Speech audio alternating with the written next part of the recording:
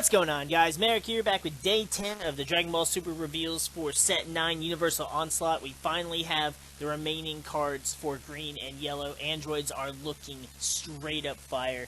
Looking even better than Cell did, to be honest. That's easily the thing I am most excited for. We've got new Universe 11 stuff, and all in all, this is looking to just be a fire-ass set. Let's go ahead and check this shit out. First up for the new cards is we have Android 19, Energy Fiend. He's a 1-cost, 5,000 power. His activate main says, once per turn, choose one card in your hand, place it in your drop area, draw one card. I feel like we had another Android 19 that was like this back in, I believe when we got more Android support in Set 3. Overall, it's a really bland card, just feels like filler. I'm not upset about it because I never had a desire to play Android 19. I did like Dr. Gero for some reason, so getting Android 20 support is cool, getting a leader for him is cool, but this card just kind of, it doesn't feel like there's any reason to run this card. Next up, we have Android 18, Covert Combatant. She's a 3-cost, 20,000 with critical and barrier. No effects, but I actually really like this card. This is a solid card for OG androids, because the best Android 18 we had, besides the Deadly Defender, was the Deadly Duo from Set 3, which had 15k and crit, had its ability for the 1 green energy. But with the OG Android 17 leader, this is a 2-drop, 25k crit barrier android. That's stupid powerful. And this is a great card, too, to be able to play with the ability of the new Dr. Gero leader. So this is a fantastic card for new Android support, for old Android support. I just love this card. It does make me kind of sad since I've had a playset of the Set 3 crit Android 18 in foil, and now I'm going to have to get these foil. And that's going to be kind of a... It's always a pain in the ass to try and get foil stuff, especially when it's something that a lot of people want to play. But all in all, that's just, it is what it is, and I will do what it takes for my androids. Then we have Android 13, Red Ribbon Raider. He's a 4-cost, 20,000 with Union Absorb for 1 green and 1 yellow. His ability says, choose 1 Android 14 card and 1 Android 15 card in your drop area, place them under this card. If your leader card is an Android card, choose up to 1 Android 13 card in your hand with energy cost of 7 or less and play it on top of this card.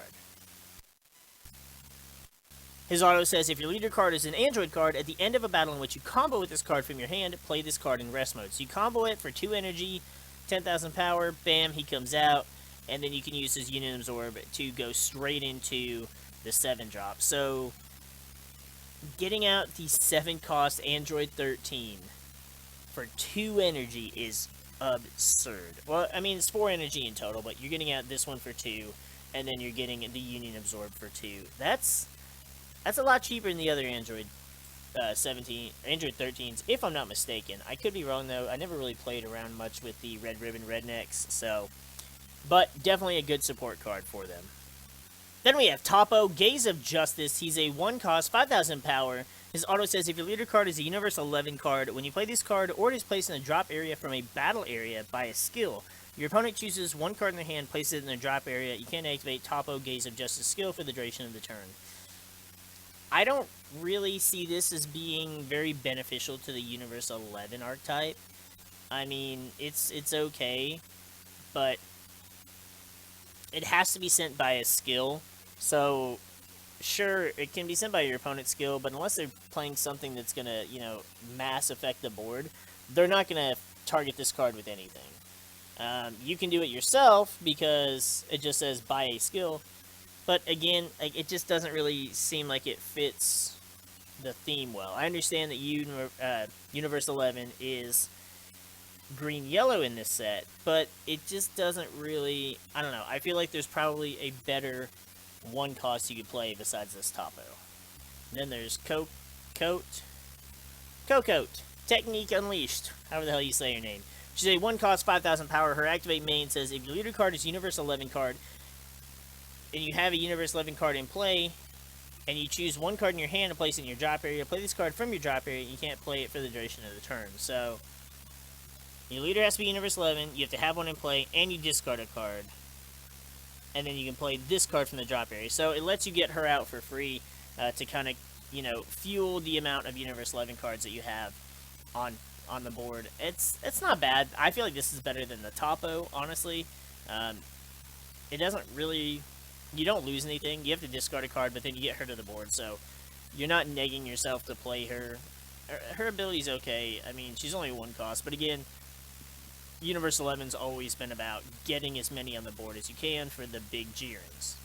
Then we have Zoray Justice Spin. He's a 1 cost, 5,000 power. His activate main says, if you have a Universe 11 card in play, and you send this card from your drop area to your warp, choose one of your opponent's battle cards with an energy cost of 1 and KO it. This is a really weak and extremely situational card. You gotta have a Universe 11 card in play, and you have to send this from your drop to your warp, so you'd have to play it or combo it to get it there. And then you KO a battle card of energy cost of 1? Like, I mean, there's not really a lot of 1-drops that are that detrimental and that threatening for you to put this much effort into it. And there's so many other ways to get rid of cards on the board. So, again, I feel like this is another really weak card for Universe 11.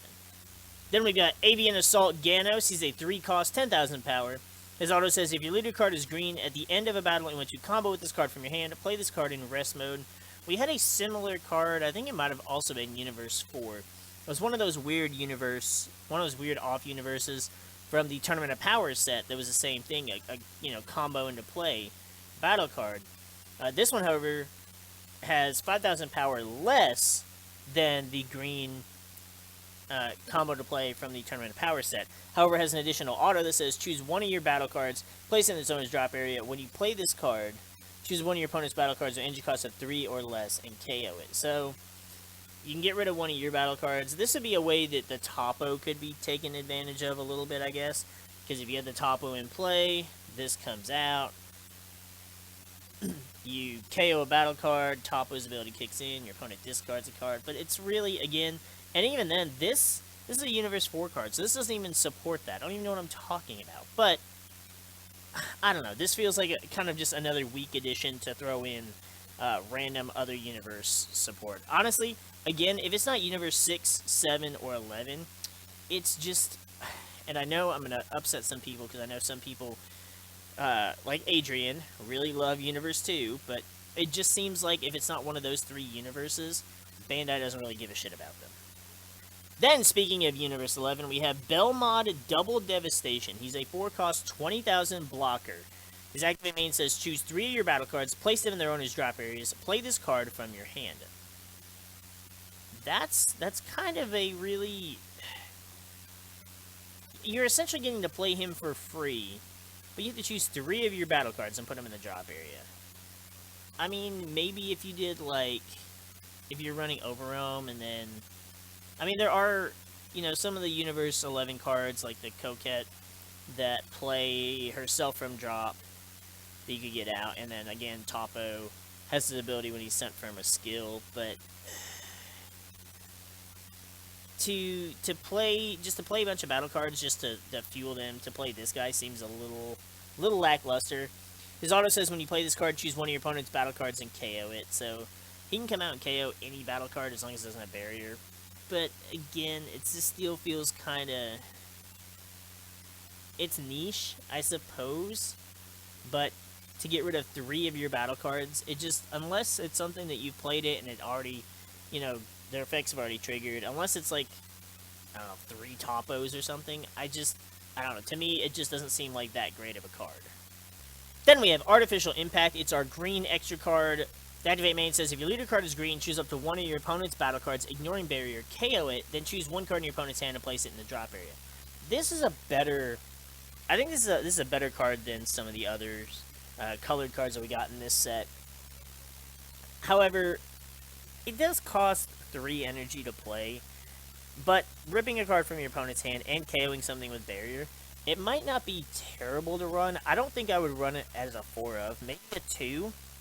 Or maybe side deck 2 of them if your opponent's playing, like, high cost barrier cards and you don't have another way to get around it. Just because it does get around barrier, but I don't know. A 3 cost extra card just seems to really seems to be really high cost, so it's going to be situational for sure. Definitely not a 4 of in a deck, in my opinion.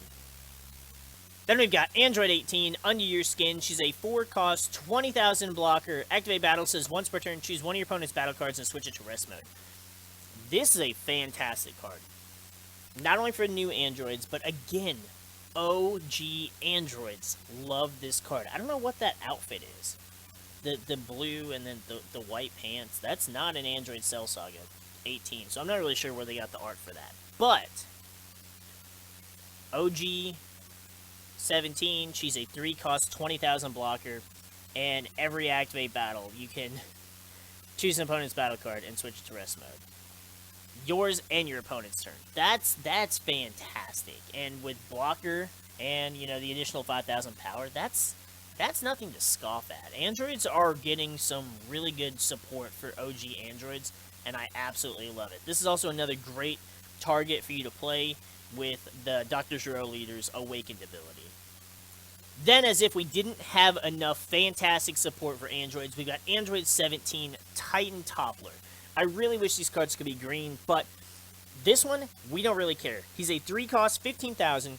His permanent says, if your leader card is an android card, your opponent has a battle card in play with an energy cost greater than their current energy, and you have no cards in play in your battle area, you can play this card from your hand without paying its energy cost. So this card right here is a perfect target for Successor to get out Cell easier, because you can play him for no energy. This is also a fantastic card, again, for OG androids. I mean, sure, you can play him for free, so it doesn't really matter so much about the energy reduction, but he's also got an auto that says, when you play this card, choose one of your opponent's battle cards and negate its skills for the turn, and it can't be switched to active mode during your opponent's next charge phase.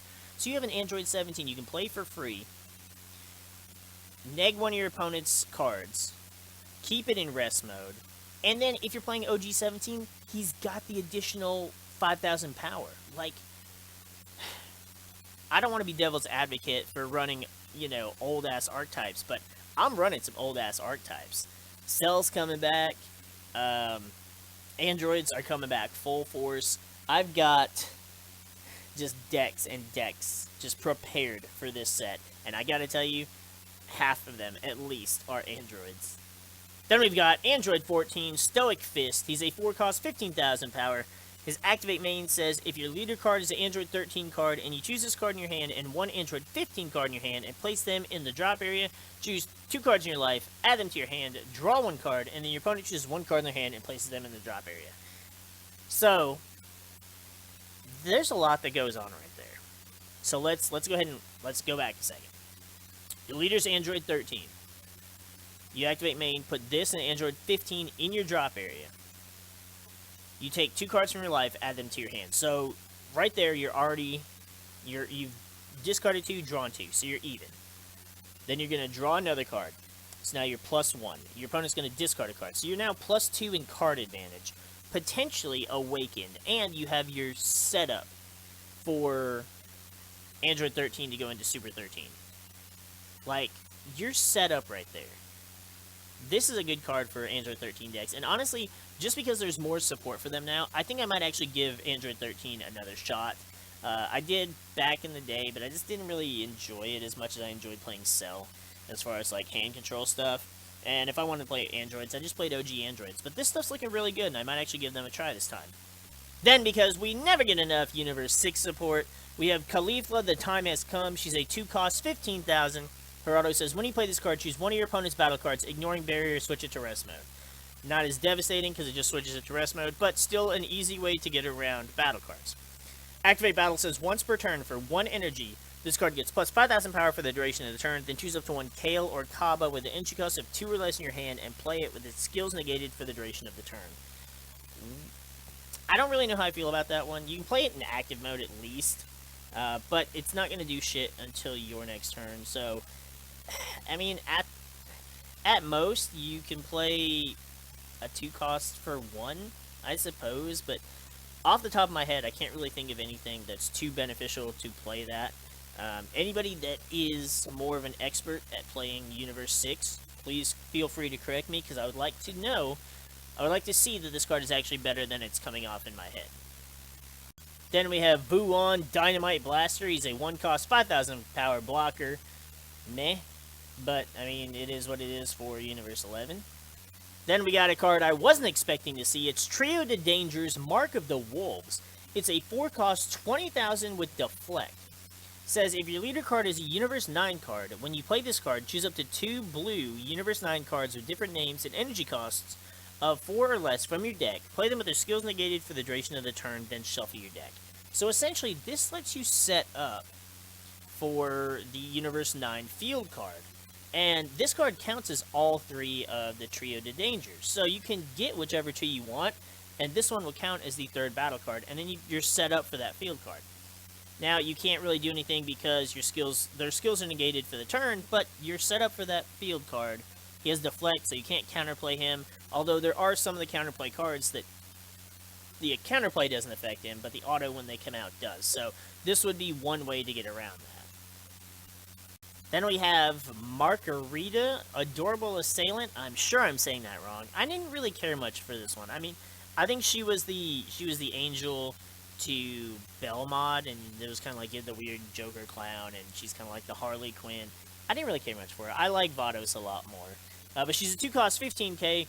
Says, if your leader card is yellow, when you play this card, choose up to 1 of your opponent's battle cards, negate its skills for the duration of the turn. If the chosen card is in rest mode, it can't be switched to active mode during your opponent's next charge phase. It's not terrible. You're negating skills, and it can't be switched to active mode, but I mean, I honestly feel like sometimes it's just better to just kill a card.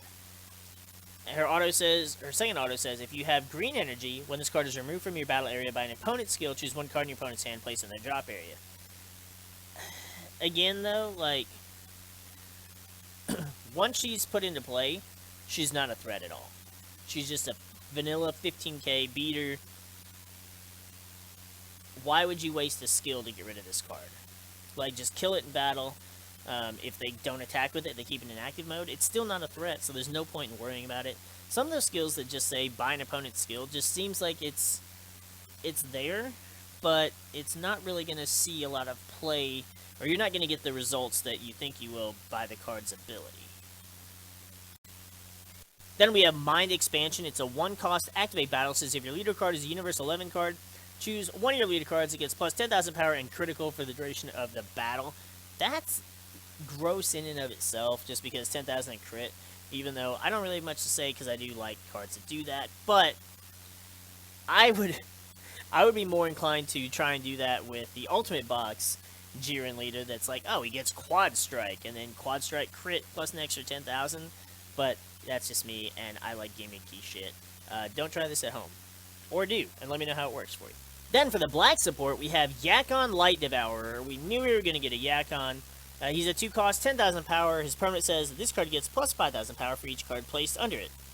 Auto says, when this card attacks, choose 2 cards in your hand and place them under this card. Auto says, at the start of your main phase, if there are 4 or more cards under this card, place this card in its owner's drop area. Again, I don't see the point in this card. It's just as shitty as the last Yakon we got. Like, sure, you take 2 cards and put him under him. He would get 10,000, so he'd be 20,000 on the first attack. He'd be 30,000 on the second attack, but then after that, he's gonna die. I mean, sure, it helps you get rid of cards in your hand, but I feel like there's just better ways to go about doing that than by wasting your cards and wasting your hand advantage this way. Then we have Pui Pui, Devious Disruptor. Now, this is a nice one, I think. He's a 2-cost 15k with Barrier. His permanent says if your leader card is black, and you have 2 or less cards in your hand, your opponent can't activate counterplay skills. So, if you're... Now, it says if your leader card is black, so it works with any of the black leader cards, but really, it's only geared towards the Boo deck, just because the other black decks, they don't want to be that low on card advantage.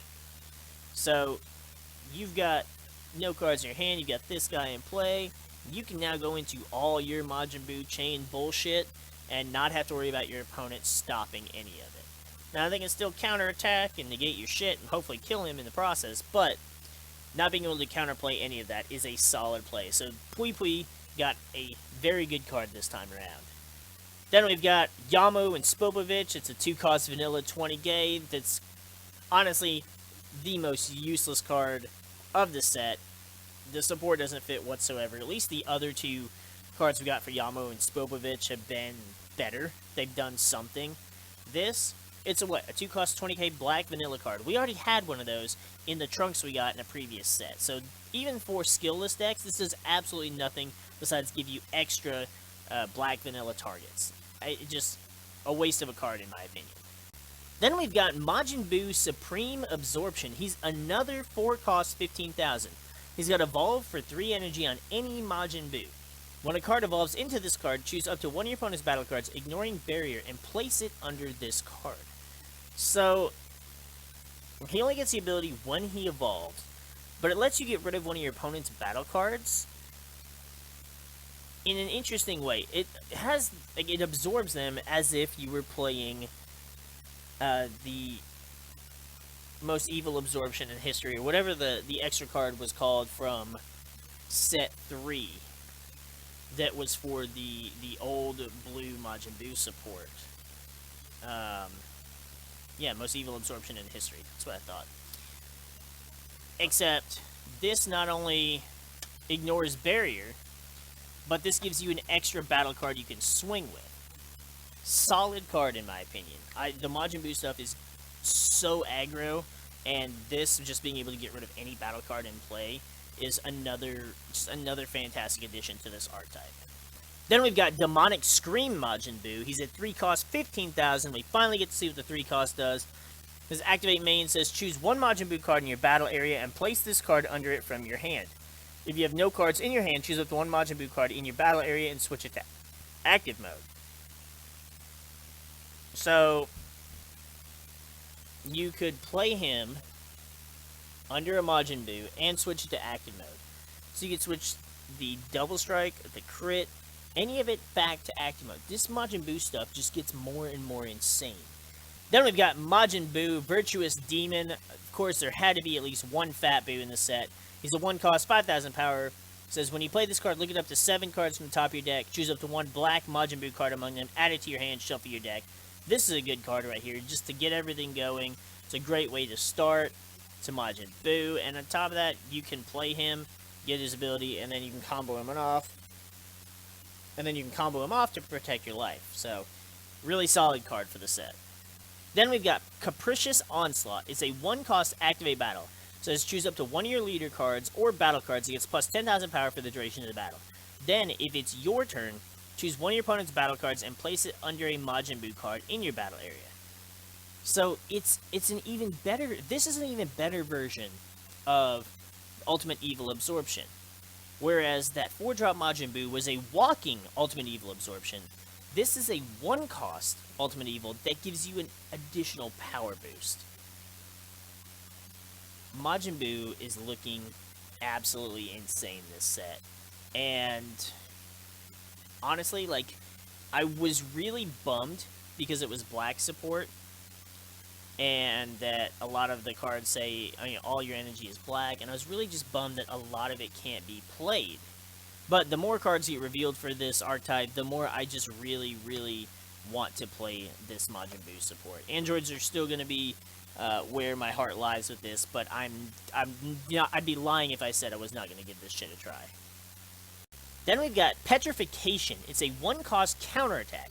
It says if your leader card is black, negate the attack, and you may choose one card from your hand, place it in your drop area. If you place the card in your drop area, choose one of your opponent's battle cards, ignoring barrier. It can't attack, be placed in your opponent's combo area, or activate skills until the end of your next turn. This is essentially like a black Mafuba. This is what this is. It's like a black Mafuba, which is just fucking dope. Black decks, I feel like they needed more support.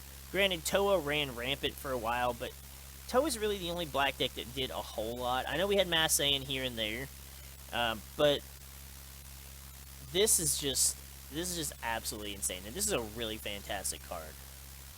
Then we have Divine Favor. It's a new Desire card. It says if your leader card is a Shenron card, choose one of your opponent's battle cards with an energy cost of 3 or less, ignoring barrier, and shuffle it into its owner's deck. That's a pretty powerful card to just get around one of your opponent's cards. It being a 3 cost is a little high. You could hard cast it, or you could use it with the Wish for your turn, but still not a bad card at all. Being 3 or less is I mean, there are other ways to get rid of bigger problematic cards, so this isn't terrible at all.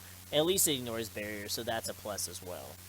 Then we have Unexpected Recovery. It's another new Desire card. It's a 2 cost. It says activate main. If your leader card is a Shenron card, it says choose up to one of your battle cards with an energy cost of 2 and 15,000 power. Switch it to active mode and gets plus 5,000 power for the duration of the turn.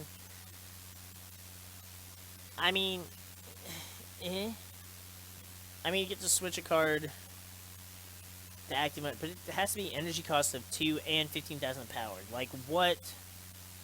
There's not really a whole lot of options to that, and because of that, I feel like this is a really weak card.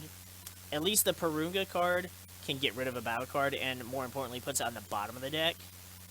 But this just, I don't know, this, again, is one of those cards that I'm just kind of going, hey guys, help me out to see why this card is actually worth a damn. Then we've got Nappa, Demolition Man. He's a 2 cost, 10,000. He's our new super combo for red-green. His auto says if your leader card is red or green, at the end of the battle in which you combo with this card from your hand, play this card. So he's going to come out, he's going to, I remember there being an ability for one of the, was it set 6? I think it was set 6, might have been 7? No, I'm pretty sure it was 6. That revolved around the green, the Raditz, Vegeta, Nappa stuff, and there being something about a red-green Nappa. This fits that, and this puts him into play for free. This is also a free battle card to help you with Successor as well. So, it's a really powerful card there. Then we've got Zamasu, Sacred Disbelief. He's a 2 cost, 10,000 super combo for blue-yellow. His auto says, if your leader card is blue or yellow, when you combo with this card from your hand, choose one of your opponent's leader cards or battle cards and switch it to rest mode. This is another one of those cards that, like, I want to run it in all blue and yellow stuff.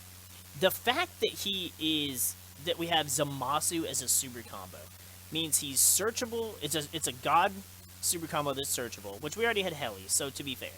But any card that searches out Zamasu. So if you're playing the set 7 Zamasu leader, and you're like, oh, look at top 5 cards. Here's a Zamasu right here that you can just add to your hand, and it's your super combo. And the fact that all of these super combos can be played, and it doesn't matter what your life is at, makes these insanely powerful cards. I feel like these cards are going to be ridiculously expensive as foils. Then we have Celestial Union Kefla. She's a 4 cost, 19,000 with critical. Union Patara for 1 blue and 1 yellow on a blue Kale and a yellow Caulifla. Her auto says, when you play this card, it gains dual attack for the duration of the turn. Choose up to one of your opponent's battle cards ignoring barrier. Switch to rest mode, and can't be switched to active mode during your opponent's next charge phase. That's not terrible. She's got critical, and I mean, 2 energy isn't hard to function with anyways. Dual attack on the turn she's played, and the blue Kale and yellow Caulifla are very easy to get out. Then we've got Hit in Cold Blood. He's a 7 cost, 30,000 triple strike. So someone really wanted a really good hit card this time around. His permanent says, reduce the energy cost of this card in your hand by 1 for each of your battle cards that are blue and or yellow. So the more battle cards you have, the cheaper this card becomes. That's really gross and makes it really abusable with the Universe 6 stuff. His auto says, when you play this card, flip your opponent's leader card to the front. If you do, your opponent can't activate their leader card's Awaken or Wish skills until the end of their next turn. What I don't like about this is, I hate that they can't do it to the end of their next turn. Because you could essentially lock them out if you kept playing them. Now granted, you know, it's going to be high cost unless you flood the board, and then it's, you know, cheaper and cheaper. But your opponent can just wipe the board. But it's, I hate that ability. I hate that ability. I get it, it's unique, but I hate that it basically renders your leader almost useless for the next 2 turns. Then we have Super Saiyan 4 Son Goku, Saiyan Lineage. He's a 3 cost, 15,000 with barrier. His auto says, his permanent says, if your leader card is on its front side, reduce the energy cost of this card in your hand by 1, so it becomes a 2 cost. And his auto says, if your leader card activates Awaken, draw 1 card and gets plus 10,000 power for the duration of the turn. So a 2-drop, 25,000, and you get to draw a card on top of whatever your leader does when it awakens. That's not terrible at all. And this card also sets up perfectly for you to play this along with the Heartfelt Plea. So you're going from one Super Saiyan 4 Goku to the next. Then, because we don't have enough baby support, we have Super Baby 2 Malignant Force. He's a 2-cost, 15,000. Activate battle for 1 red and 1 yellow. Says send this card from your drop area to your warp. Choose one of your opponent's leader cards or battle cards, and it gets minus 15,000 power for the duration of the battle. Then choose one of your leader cards, it gets plus 5,000 power for the duration of the turn. So he has to be in your warp, in your drop area. So you'd have to have discarded him or comboed him, and he's a 1-cost to combo. To activate battle, you can kill pretty much anything because of that 15k power drop, and you can also Sensu Bean your leader for the turn. Not a bad card at all. Getting him in the drop area is really the only concern. Then we have Whis, Celestial Moderator. He's our super combo for red, yellow. His auto says if your leader card is red or yellow, when you combo with this card from your hand, choose one of your opponent's battle cards. It gets minus 10,000 power for the duration of the turn. That's gross, because red already has enough power reduction as it is, but this card is really solid. Like, this is a really solid ability. Minus 10k, you can kill anything early on, you can reduce anything later on. And at that point, it's basically a, if you use it on a battle card attacking you, it's a 20,000 super combo. So your opponent's gonna have to would have to combo a lot more to be able to get over that. In which case, if they're attacking you, you're comboing second. Chances are they have already comboed, and they're not meeting the requirement now to be able to either deal the damage or KO the battle card. So this Whis is a fantastic super combo. Then we have Super Saiyan Son Goku, another chance. He's a 4-cost, 20,000 with Blocker and Revive. His auto says, when you play this card, choose any number of your opponent's battle cards with energy costs of 5 or less that add up to a total of 5 or less and KO them. That's wild, because he's there. He's a blocker. He blocks an attack. He dies. Revive. He comes back. You KO their battle cards. Next turn, do it all over again. This is again another card that is just really fucking good, I feel like. Especially for a revive deck, a blocker that keeps coming back and KOs battle cards. It's too much, but at the same time, it's perfect for what revive was meant to do. Then we have a card I didn't know I was excited for. It's Android 16 Imperfect Assassin. He's a 4-cost, 20,000 with Evolve for 1 blue, 1 green, 1 other on an Android 16. He's got Blocker, and his auto says, when a card evolves into this card, draw 2 cards, and your opponent chooses 1 card and places it in their drop area. So he's going to evolve. He's got big defenses. You're going to draw 2 cards, and your opponent's going to discard a card. So you're coming out +3 on this 1 card. That's pretty fucking solid. And again, just like with last set, I'm so happy to see Android 16 getting better and better cards. Then we have Android 18 Bionic Blitz. Now, this is the card that when I initially saw it, I was like, damn, it's blue-green. I really hope we get a good multicolor Android battle card that can be like our finisher for a deck.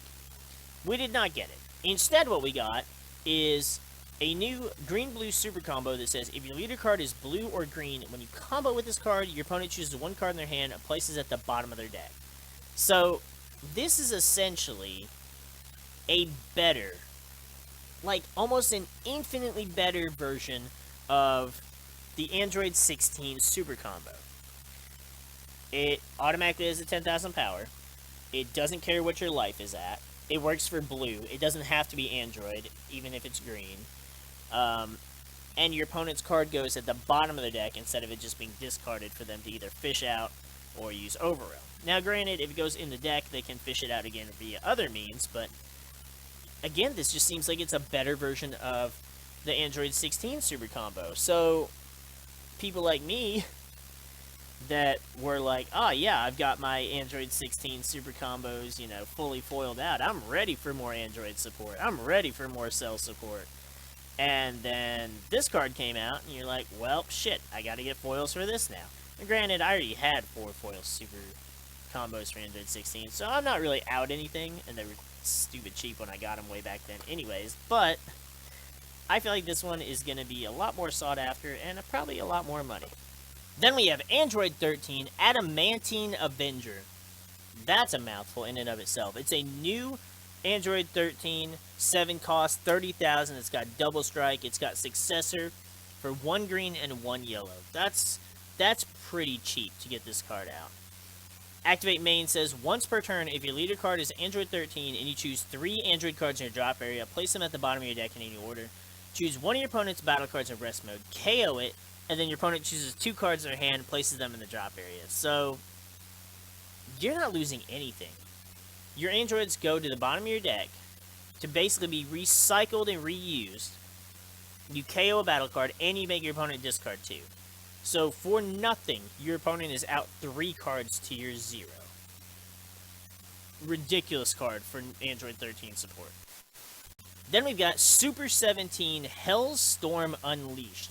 It's a 9 cost, 30,000 with critical and successor for 2 green and 1 yellow.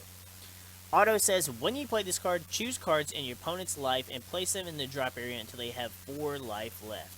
So if they haven't awakened yet, or they're stalling you out, this is gonna fucking take them down anyways. And what's worse is it crits it. It takes the life and puts it in the drop area. So if you know they're playing Super 17, you may as well let yourself get the 4 life. Get that awakened. Get that whatever, get that card advantage, because otherwise you're gonna lose it. His second auto says, when this card attacks, draw 1 card, then choose 2 of your opponent's cards and switch them to rest mode. It doesn't specify battle cards, it says choose 2 of them, and it's when he attacks. So if you play a card that lets him, ooh, wow, so you could, and he doesn't specify you have to have an android leader, so you could actually run this with, and I should stop myself, you could run this with a Shenron leader and attack for crit, draw a card, make your opponent switch to. Gross. I need to stop giving you guys ideas. But this is a really cool card, and you can switch their energy, battle cards, whatever, to rest mode. Then we have Jiren, Strength in Silence. He's a 10 cost, 40,000 quad strike with successor for 2 green, 2 yellow, 1 other. His auto says, choose 3 Universe 11 cards from your hand and or battle area, place them in your drop area. When you play this card, it isn't affected by your opponent's skills until the start of your next main phase. So by doing so, he comes out and just becomes immune to all skills. Doesn't matter what the skills. That's gross and that's terrifying. Thankfully, he does not have deflect. So you can counter him. If you see this big boy coming out, you're like, oh hell no, get it out. Get it out. Because if you don't counterplay it, you're probably not touching it at all, and at quad strike 40,000, it's going to kill your ass if you can't stop it. Then we have Dispo, Unprecedented Speed. I don't know why they make such a big deal out of Dispo. He's a 4 cost, 15,000 with Barrier and Successor for 1 yellow. His auto says, if your leader card is a Universe 11 card, when you play this card or it's placed in your drop area from your battle area by a skill, draw 1 card. So I mean, he successor out, you draw a card to replace himself. He's got Barrier to kind of protect himself. It sets up your Universe 11 stuff, but he doesn't really do anything after that. And he has to be sent by a skill, which he has barriers, so it's going to make it even harder to get rid of him via a skill. But, not to mention a lot of the stuff that gets around cards, gets rid of cards now, in this set, that ignore barrier, are by power reduction, in which they wouldn't count as a skill, and you wouldn't get the ability anyways. It'd be a game mechanic. Then we have the card that Universe 2 fans were excited for and are disappointed by. It's Ribrianne, Massive Love. She's a 4 cost, 20,000 with Arrival for 1 green energy. When you play this card, or it is placed in your drop area from your battle area by a skill, choose up to 1 of your opponent's battle cards with energy cost of 4 or less and KO it. Sure, it's a Universe 2 that you can play for 1 energy. It's going to KO 4 or less battle card, but that's it. That's all it's doing. It doesn't do shit else. It's not a 5 cost, so you can't EX evolve the big bitch onto it. It's it's fluff. It's fluff. The fact that they advertised Universe 2 was it was a front. It was a setup. It was to get people excited, only for you to not get what you were expecting. And hell, honestly, the Trio de Dangerous card for Universe 9 is better than this. And they didn't even mention Universe 9 in the trailer for Set 9. So I feel bad for you guys, because I know I'm getting what I want with this new Majin Buu archetype and all this Android and Cell support.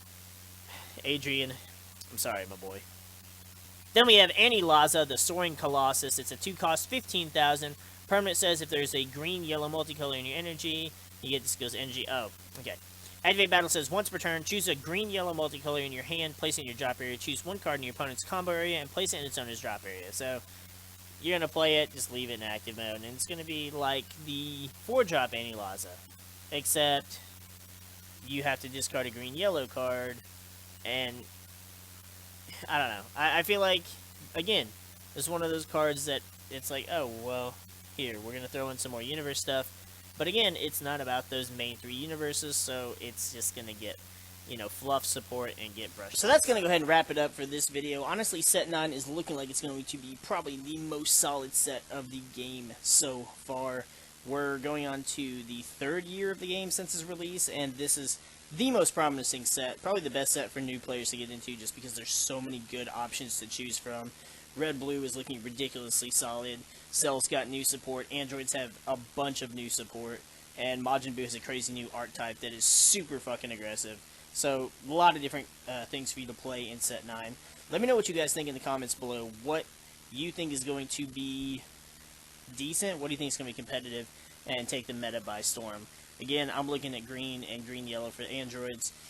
Cell is debatable. I know a lot of people don't see the potential in Cell, but that's because you're looking at it in a vacuum with just this set instead of looking at the possibilities with existing cards and support. But let me know what you guys think in the comments.